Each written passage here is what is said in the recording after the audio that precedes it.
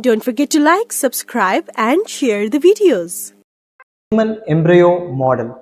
Okay, why is this particular thing is in news and what is the importance of this human embryo model? And all those details we have to understand who has developed it and what is its significance. Those details we must have to know. First thing is, recently scientists have achieved a remarkable feat by creating a lab-grown human embryo model using stem cells and chemicals. So they have used chemicals and stem cells to produce these lab-grown human embryo model, and they have not used, that is without using a egg or sperm.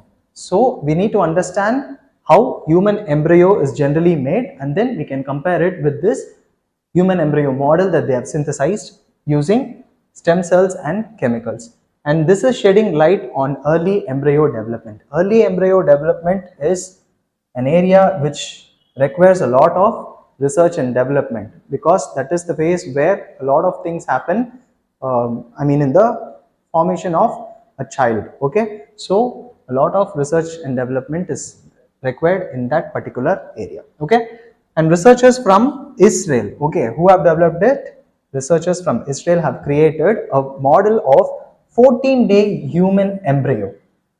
And what is the significance of this 14-day? That also we need to understand. And this mix of stem cells and chemicals, okay, here we saw, right, they have synthesized it using a mixture of stem cell and chemical, and that mixture is the crucial starting point for creating an embryo like structure. Okay, so all these points are important. Let us get into the details of each and everything. What is human embryo, what are stem cells, and what is the significance of this particular model. Okay, first thing, human embryo. Generally, how a human embryo is made, and what is human embryo? First of all, human embryo is a developing human being, yes, and when we call it as a human embryo, from the moment of fertilization until the end of 8th week of gestation. So such definitions are important. So it is embryo from the moment of fertilization until the end of the 8th week of gestation. Okay, next, human embryo has 3 main stages. What are they? First is the pre-implantation stage, next comes implantation stage, and then third, the organogenesis stage, where the organs develop in human embryo. And then human embryo is composed of different types of cells. This is important. It is composed of different types of cells that differentiate into various tissues and organs, and human embryo is normally created by fertilization of a human egg, that is oocyte, by human sperm. This is very important. Okay, so generally human embryo is created by fertilization of human egg with human sperm, and this is done in the female reproductive tract, or it can be done in the laboratory also. When it is done in the laboratory, then it would be called as in vitro fertilization. Okay, so we'll understand what in vitro fertilization also in this session very briefly. Okay, so this is human embryo in general, that is which is created by fertilization of egg and sperm. Okay, but this model that they have created is from the stem cells and other chemicals. So we need to understand what stem cell is.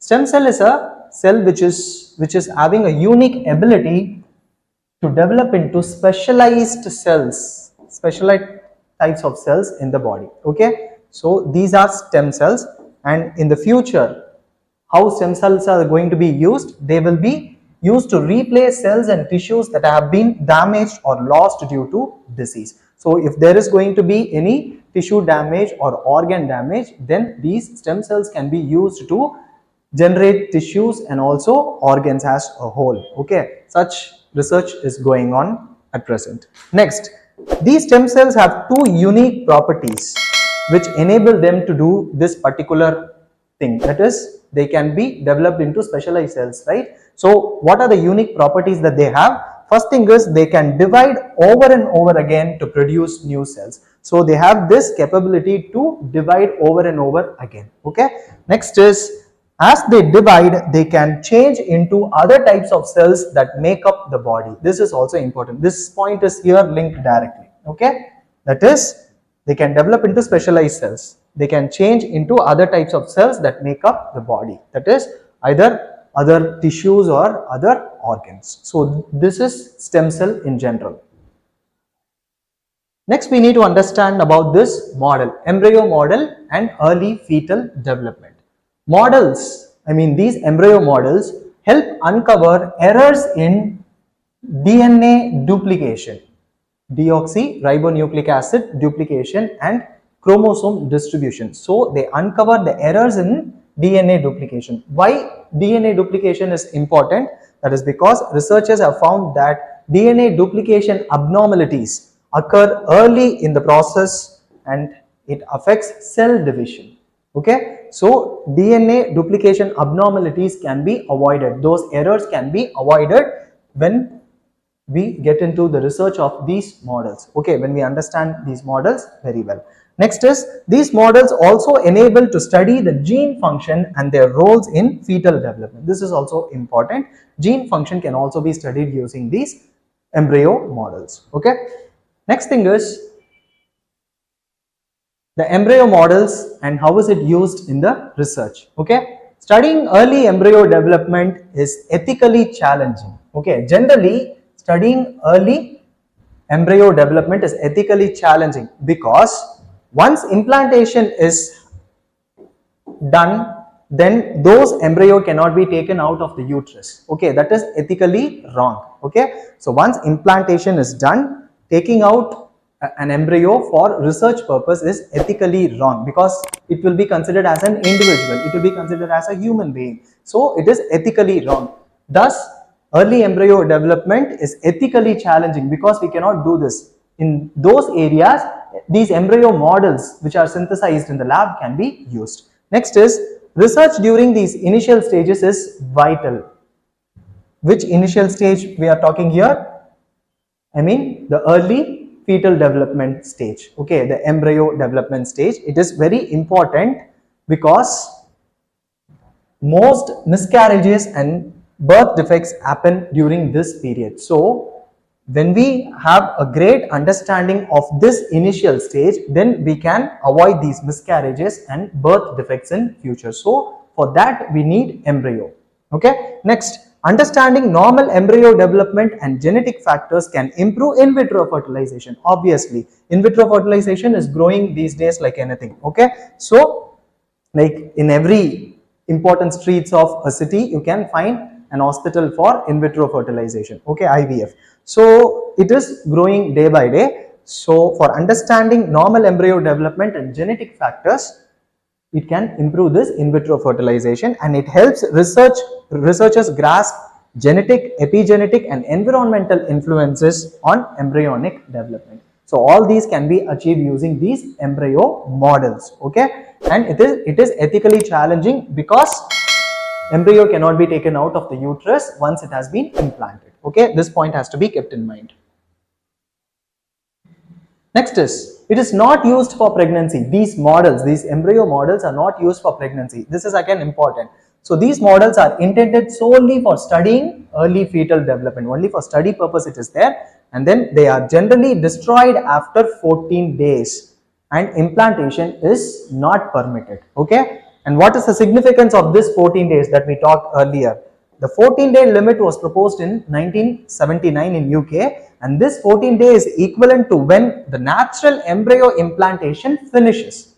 Okay, so this 14 days is equivalent to when the natural embryo implantation finishes, when it occurs naturally inside the female reproductive tract.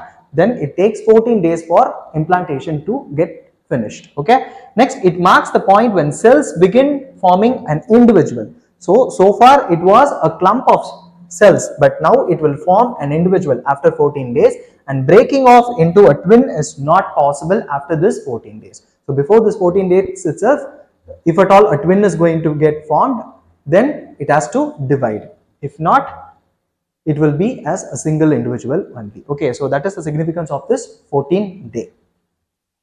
And it is not used for pregnancy, which has to be kept in mind. Next, we have a concept called primitive streak. So what is primitive streak? Ethical considerations change as embryo transition from cell clusters to individual. Like we saw earlier, when it is as a cell cluster, then they have a different ethical consideration, and when it is an individual, that is after 14 days, then ethical considerations are different. How? The ethical considerations become different when it is a clump of cells, and when it becomes an individual, often related to what is referred to as primitive streak. This is called as primitive streak. That is the transition that is happening from clump of cells to an individual. That is called as primitive streak. So primitive streak is a linear structure that appears in the embryo that marks its transition from having a radial symmetry. Okay, so eggs will be having, or those cells will be having radial symmetry. This is radial symmetry. Okay,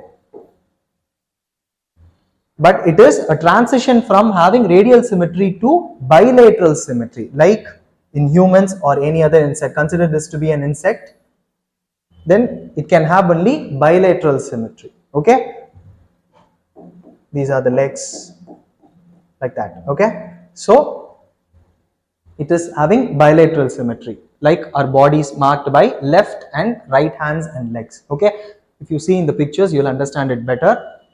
See, this is radial symmetry and this is bilateral symmetry, and this transition from radial to bilateral symmetry is because of this primitive streak formation. Okay, that linear structure formation. Okay, that is called as primitive streak. A question based on primitive streak may be asked in your prelims examination.